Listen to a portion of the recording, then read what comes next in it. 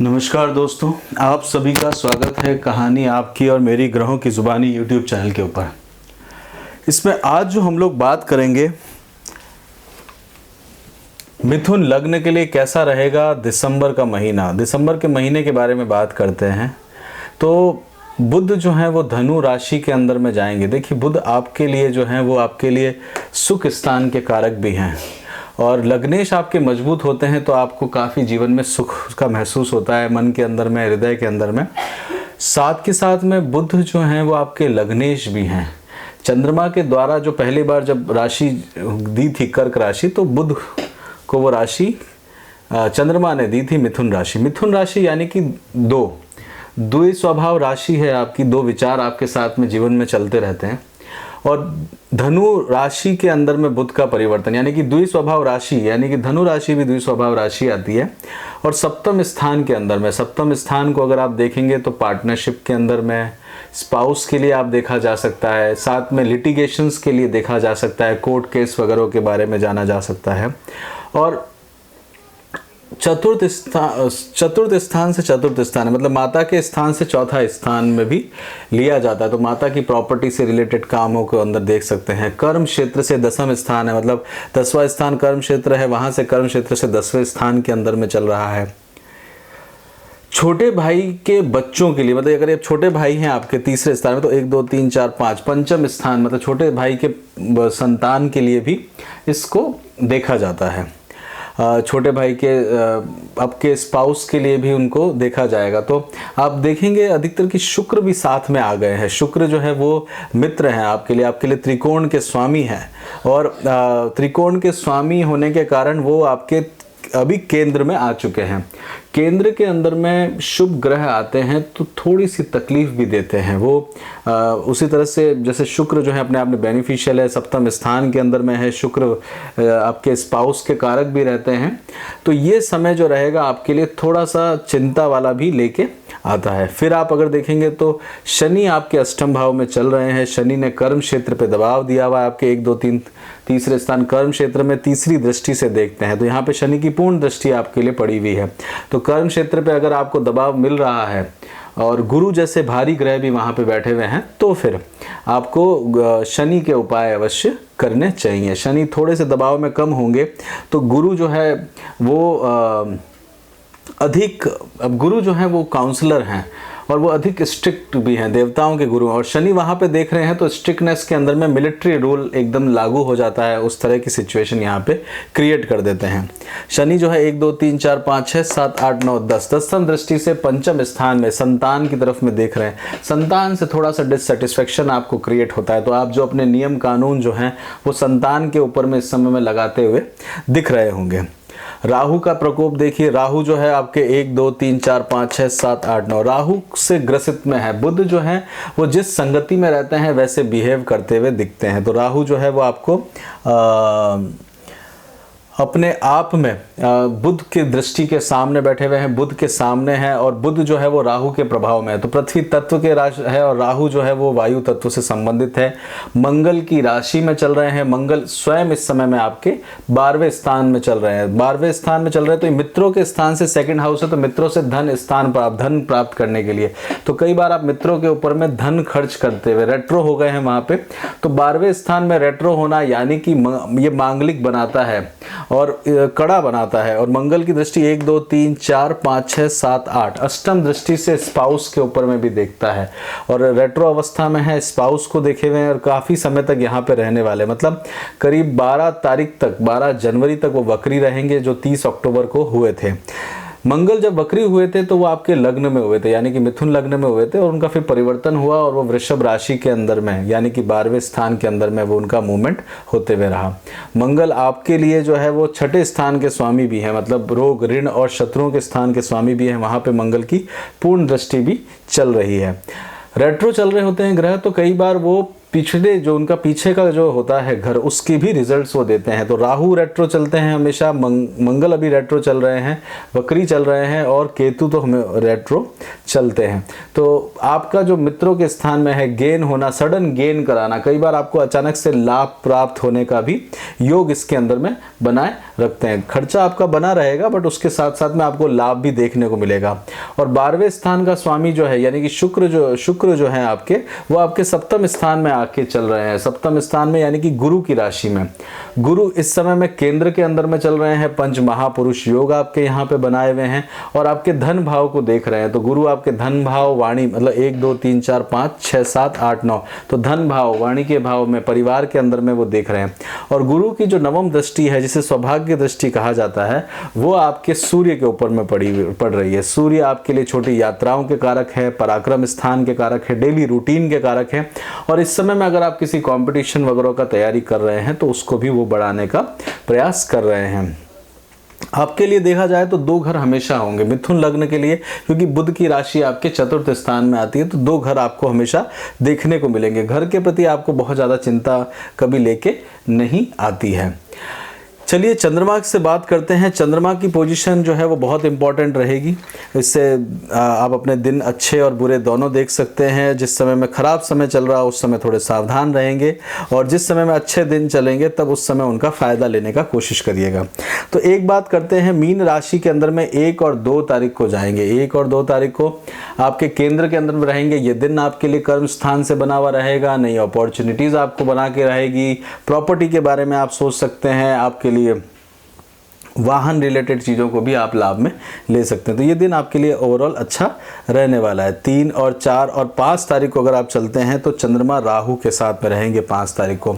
यह आपके लिए अपने काम करने का, धन का आप व्यय करेंगे, बट ये आप देखेंगे कि लाभेश जो धनेश है वो लाभेश में है। तो धनेश लाभेश का योग बनेगा तो इस समय आपको धन प्राप्ति भी होते हुए दिखेगी। इस दिन जब समय रहेगा आपका 3, 4 और 5 तारीख को, तो देखिएगा आपको इन दिनों में धन की प्राप्ति होते हुए दिखेगी। 6 और 7 तारीख को चंद्रमा आपके 12वें स्थान में जाएंगे। ये 12वें स्थान के अंदर में सेहत का ध्यान दीजिएगा। ब्लड से रिलेटेड अगर कोई प्रॉब्लम है तो उसके लिए काम करने की आवश्यकता आपको पड़ेगी। साथ के साथ में इस समय में आप अपने बेडरूम में समय बिताते हुए दिखेंगे। आइसोलेट सा तो नहीं रहेगा, बट हाँ घर के अंदर में आपके जो रहेगी वहाँ पे आपकी थोड़ी चहल पहल आपको बनते हुए दिखेगी। 8 और 9 तारीख की बात करते हैं तो चंद्रमा आपके लग्न में आ जाएंगे। तो 8, 9 और 10 तारीख को चंद्रमा लग्न में रहेंगे। फर्स्ट हाउस के अंदर में चंद्रमा का ये मोमेंट रहेगा। यहाँ पे शुक्र और बुध आपके लग्नेश की दृष्टि वहाँ पे रहेगी। तो आप अपने लिए कार्य करते हुए दिखेंगे इस दिन। अपने आप को इम्प्रूवमेंट, अपने मान सम्मान के लिए काम को करते हुए दिखेंगे। द्वि स्वभाव रहेगा। विचारों के अंदर में आपके द्वि स्वभाव इस समय में बना हुआ दिखेगा। साथ में परिवार के और कुटुंब से कहीं पे कुछ आपको छुटा हो सकता है, क्योंकि सेकंड हाउस से 12वें स्थान पे चंद्रमा चल रहे हैं। उसके बाद 11, 12 तारीख को चंद्रमा आपके सेकंड हाउस में चले जाएंगे। यहाँ पे आप खान पान के ऊपर, अपनी वाणी के ऊपर में कार्य करते हुए दिखेंगे। शनि की सप्तम दृष्टि आपके ऊपर, चंद्रमा के ऊपर में बनी रहेगी। तो यहाँ पे थोड़ा सा दबाव, मन के अंदर में भी विचार आपको आते रहेंगे। माता से भी आप अपनी माता से भी आप थोड़ा सा नज़दीक होने का कोशिश करेंगे, या फिर वहाँ पे आपका किसी तरह का आर्ग्यूमेंट भी लेके आते हैं, क्योंकि शनि चंद्रमा आमने सामने रहने वाले हैं। कर्क राशि के बाद में चंद्रमा जो है 13, 14 और 15 तारीख को तीसरे स्थान में जाएंगे। तीसरा स्थान बहुत इम्पॉर्टेंट स्थान है, क्योंकि ये आपके लिए पराक्रम का स्थान रहता है। और तीसरा स्थान जो है काल पुरुष की कुंडली में मिथुन का ही रहता है। ये कॉन्शियस माइंड के लिए आप कार्य करते हुए रहते हैं। और यहाँ पे सूर्य जो है वो अब एक 6ठे स्थान के अंदर में चल रहे हैं, तो मतलब उच्च स्थान में चल रहे हैं। तो यहाँ इंप्रूवमेंट करने का देखेंगे। जहाँ आप जॉब करते हैं, रेगुलर आपका लाइफ चलता है, हेल्थ के लिए इंप्रूवमेंट होने के बारे में भी आप सोच सकते हैं। रोग, ऋण और शत्रुओं के ऊपर में आप उनके ऊपर में कार्य करते हुए दिख सकते हैं। छोटी यात्राएं आपको आ सकती है। पड़ोस के लिए आप काम करते हुए इस दिन अपने आप को पाएंगे। 16 और 17 तारीख को चंद्रमा चतुर्थ स्थान में जाएंगे। माता के स्थान में रहेंगे। घर के अंदर में आप समय व्यतीत करते हुए दिखेंगे। गुरु और चंद्रमा का गजकेसरी योग इस दिन बनता हुआ आपको दिखेगा। और ये समय विशेष करके आप जो है कर्म क्षेत्र के लिए अपने आप को तैयार करते हुए दिखेंगे। आपके लिए ये समय जो रहेगा कुछ नई अपॉर्चुनिटीज़ भी लेके आ सकता है ये समय में। इस समय में आप देखेंगे तो चंद्रमा आपके चतुर्थ स्थान में रहेंगे, केतु का स्थान भरा हुआ है, सूर्य जो है वो चेंज होकर सप्तम स्थान में जाएंगे। तो जब से सप्तम स्थान में आएंगे, यहाँ पे 16 और 17 तारीख को आप अपने स्पाउस के साथ में लड़ाई भी खो सकता है, उस वहाँ पे भी आपकी लड़ाई होते हुए आपको मिलेगी।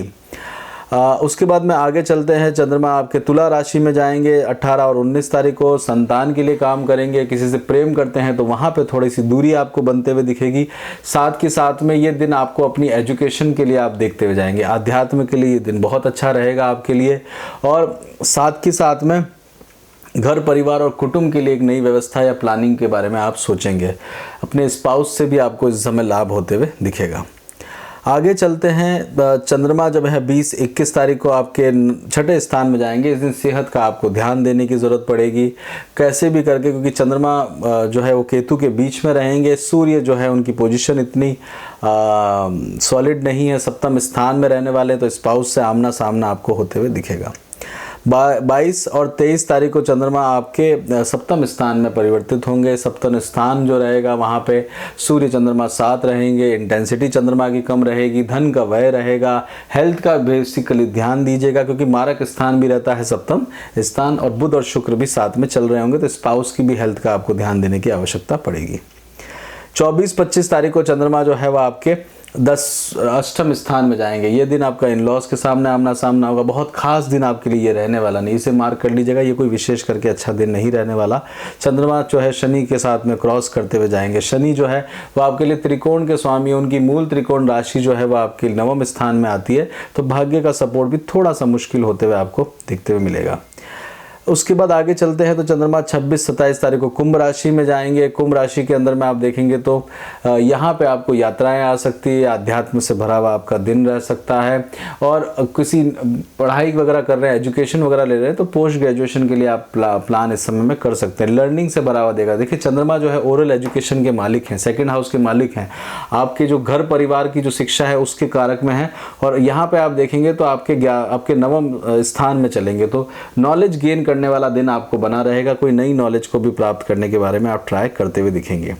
उसके बाद में 28, 29 और 30 तारीख को चंद्रमा आपके कर्म स्थान में चले जाएंगे। कर्म स्थान के अंदर में आप डिस्कस अपने काम के ऊपर में फोकस करते हुए दिखेंगे। गुरु साथ में बैठे हुए हैं, तो अगर टीचिंग से रिलेटेड काम में करते हैं तो वहाँ पे आपको प्रोग्रेस होते हुए लेते हुए ये आएंगे। बुध जो है इस समय में वक्री अवस्था के अंदर में जा चुके होंगे 29 तारीख को, और 18-1 तक वो वक्री अवस्था में रहने वाले हैं। मतलब बुध जो है इस समय आपके लग्नेश जो हैं वो वक्रित्व की तरफ चेंज हो जाएंगे। तो प्रॉपर्टी से रिलेटेड काम में स्पाउस को गुस्सा आना, कुछ बड़ा चेंज आपके जीवन में इस समय में होते हुए दिसंबर के अंत में होते हुए दिखेगा। चलिए आगे बात करते हैं हेल्थ के लिए। हेल्थ का ध्यान देने की आपको पूरी तरह से ज़रूरत है, क्योंकि हेल्थ जो है वो आपके लिए इस समय में इम्पॉर्टेंट रहने वाली है। छठे और आठवें घर के अंदर में चल रहा है। पढ़ाई के लिए अगर आप बात कर रहे हैं अंडर ग्रेजुएशन और पोस्ट ग्रेजुएशन के लिए, तो ये समय आपको लिए रहेगा कि आप अंडर ग्रेजुएशन के अंदर में अच्छा लाभ ले सकते हैं। राहु बैठे हुए हैं, तो किसी तरह की वायु तत्व से रिलेटेड, यानी कि एविएशन से रिलेटेड कामों के अंदर में, पढ़ाई के अंदर में, इंजीनियरिंग से रिलेटेड कामों में आप रुचि दिखा सकते हैं। घर खरीदना और बेचने के बारे में सोच रहे हैं तो इस समय आप खरीद सकते हैं। देखिए गुरु की दृष्टि बनी हुई है, तो गुरु की दृष्टि बनी हुई है, तो घर खरीदने का एक मौका आपको देखने को मिलेगा। घर बेचना चाहते हैं तो उसके लिए भी आप एक ट्राई यहाँ पे कर सकते हैं। पंचम स्थान में केतु चल रहे हैं, तो घर छुड़वाते भी हैं। बच्चों के खुद की शादी के बारे में देख रहे हैं, तो शादी का ये समय थोड़ा सा आपको पॉजिटिव होते दिखेगा जब तक बुध आपके सप्तम स्थान में है, शुक्र के साथ में बैठे हुए हैं, तो ये समय आपको रहेगा। बट मंगल की दृष्टि को इग्नोर ना करिएगा। तो कोई जल्दबाजी में डिसीजन लेने का ज़रूरत इस समय में वैसे नहीं है। थोड़ा सा गुरु को चेंज हो जाने दीजिए, तो उस समय थोड़ा सा बेनिफिट मिलेगा। बच्चों के लिए प्लान कर रहे हैं, तो बच्चों के लिए अगर आप प्लान कर रहे हैं तो सिजेरियन वगैरह के अंदर में आपको प्लान करना पड़ेगा। ओवरसीज़ अगर आप जाना चाहते हैं तो उसके लिए प्लान कर सकते हैं। इस समय में टेम्परेरी एक मौका आपको मिलेगा। जॉब के लिए बात करते हैं तो जॉब में एक अच्छी अपॉर्चुनिटी दिखेगी आपको। 15-16 तारीख तक एक अच्छा अपॉर्चुनिटी आपके लिए बनता हुआ जाएगा। जॉब चेंज की भी एक अपॉर्चुनिटी आपको लिए आएगी। पैसों के लिए आप देखते हैं धन के भाव को, तो आप धन आपके लिए ओवरऑल ठीक रहेगा। प्रॉपर्टी बिल्डिंग के लिए आप समय कर सकते हैं। राहु जो है आपको मित्रों का सहयोग देते हुए जाएंगे, तो मित्रों से इस बार थोड़ा सा सावधान भी रहिएगा, क्योंकि राहु धोखा भी दिलाता है मित्रों से। शेयर मार्केट के अंदर में अगर आपका इंटरेस्ट है तो बिल्कुल भी मत जाइएगा, क्योंकि केतु पंचम स्थान में जो भी स्पेकुलेशंस करेंगे वो थोड़ा सा गलत ही होते हुए दिखेगा। अष्टम स्थान में भी शनि बैठे हुए हैं, 11वें स्थान में राहु बैठे हुए हैं, तो बहुत ज़्यादा इनिशियल चीज़ों को बढ़ाते हैं, बट उसके बाद वो नुकसान दे देते हैं, तो वहाँ थोड़ा सा सावधान रहना चाहिए। राहु प्रॉफिट और लॉस के जिम्मेदार रहते हैं और शेयर मार्केट के अंदर में, और हालांकि गुरु और बुध दोनों ही केंद्र के अंदर में पंच महापुरुष याग अगर लॉन्ग टर्म में देखें तो करिएगा, बट केतु आपको नुकसान ना कर दें, तो केतु के उपाय करके फिर करें तो आपके लिए बेनिफिशियल रहेगा। इसी के साथ मिथुन लग्न का यहीं पे रोकते हैं दिसंबर महीने का। हमको कैसा लगा आप ज़रूर बताएं। चैनल को लाइक शेयर सब्सक्राइब करें, अपना खूब ध्यान रखें, खुश रहिए। जय श्री राम।